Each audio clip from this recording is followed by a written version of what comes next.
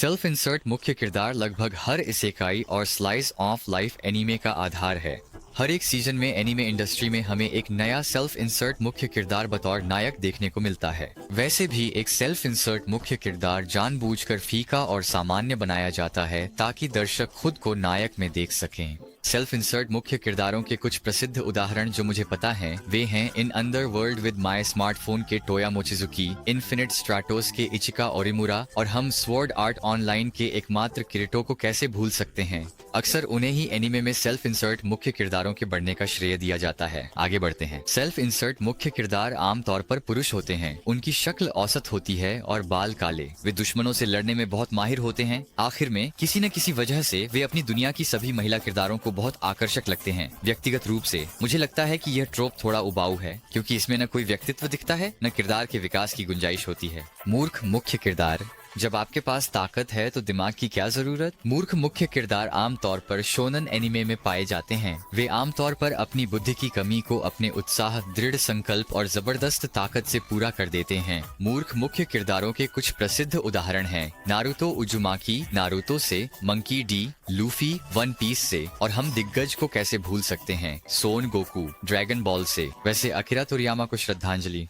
मूर्ख मुख्य किरदारों की कुछ खासियतें हैं। वे अक्सर बुनियादी कामों में असफल होते हैं, अपने विश्वासों को चिल्लाकर बताते हैं और अपने वजन से 10 गुना ज्यादा खा लेते हैं। सेल्फ इंसर्ट किरदारों के विपरीत मूर्ख किरदारों में गहराई होती है जो उनके चरित्र को रोचक बनाती है। उदाहरण के लिए लूफी को लीजिए। वह एक ऐसा मूर्ख मुख्य किरदार है जिसे सही तरीके से दिखाया गया है। उसकी मूर्खता का उद्देश्य है। उसकी लड़ाइयों में कोई स्पष्ट रणनीति नहीं होती। वह अक्सर अनोखे तरीके निकाल लेता है जिससे विरोधी उसकी अजीब अप्रत्याशित रणनीतियों से चौंक जाते हैं। मैनिपुलेटिव मुख्य किरदार वह होता है जो तब 4D शतरंज खेल रहा होता है जब बाकी लोग सिर्फ चेकर्स खेल रहे होते हैं। वे अक्सर बेहद बुद्धिमान होते हैं। उनके लिए हर बातचीत एक शतरंज का खेल होती है और उनकी नजर में कोई भी मोहरे की तरह इस्तेमाल किया जा सकता है। प्रोटैगनिस्ट मैनिपुलेटर के कुछ लोकप्रिय उदाहरण हैं टोमोडाची गेम के यूइची कतागिरी, कोड ग्यास के लेलूच वी ब्रिटानिया और अंत में क्लासरूम ऑफ द एलीट के कियोताका अयानोकोजी, जिन्हें अब तक लगभग सभी लोग जानते ही होंगे। एक मैनिपुलेटिव मुख्य किरदार एमसी का ट्रोप जटिल कहानी के बिंदुओं और सब कुछ योजना के अनुसार वाले संतोषजनक क्षणों की अनुमति देता है।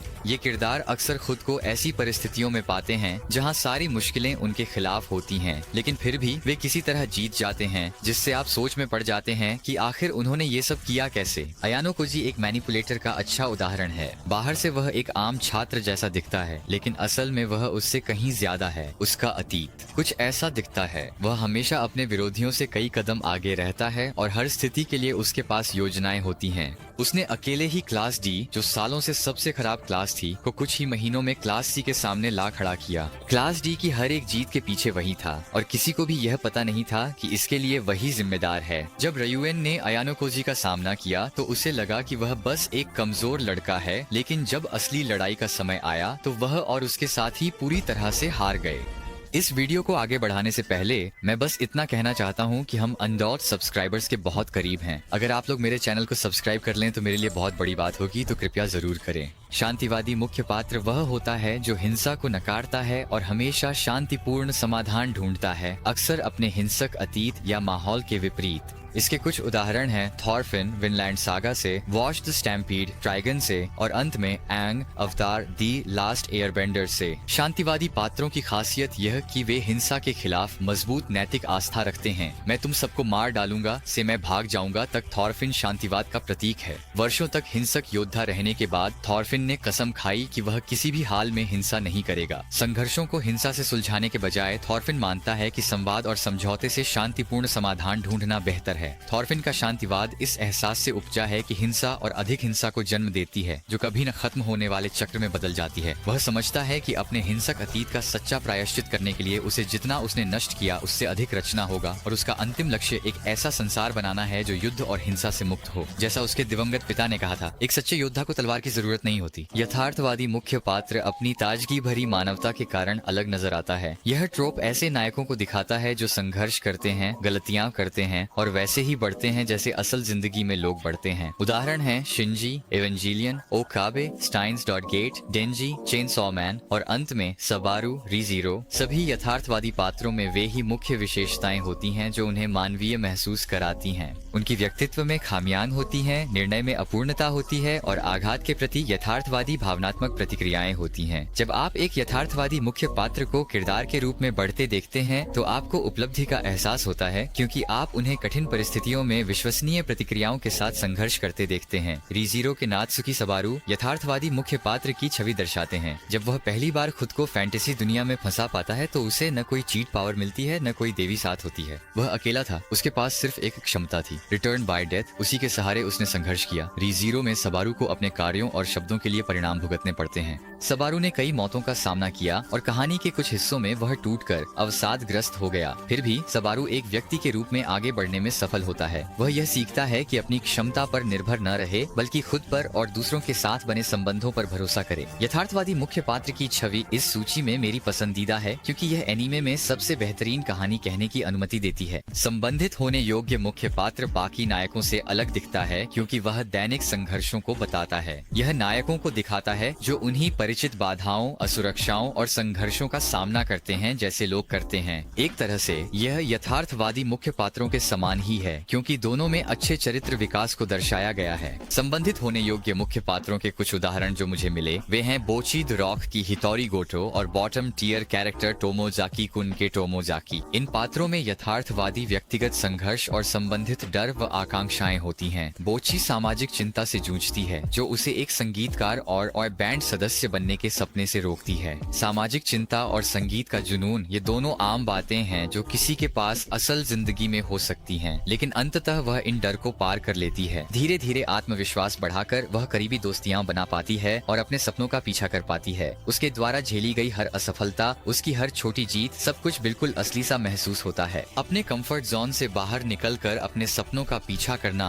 यह वही चीज है जो हमें भी जीवन में सफलता और संतुष्टि पाने के लिए करनी पड़ती है। संरक्षक वह मुख्य पात्र है जिसे शोनन एनीमे में बहुत पसंद किया जाता है, जो निस्वार्थता और दूसरों की रक्षा करने का प्रतीक होता है। इसके कुछ उदाहरण हैं तंजीरो कामादो डेमन स्लेयर से, इचिगो कुरोसाकी ब्लीच से और gone freaks Hunter x Hunter से।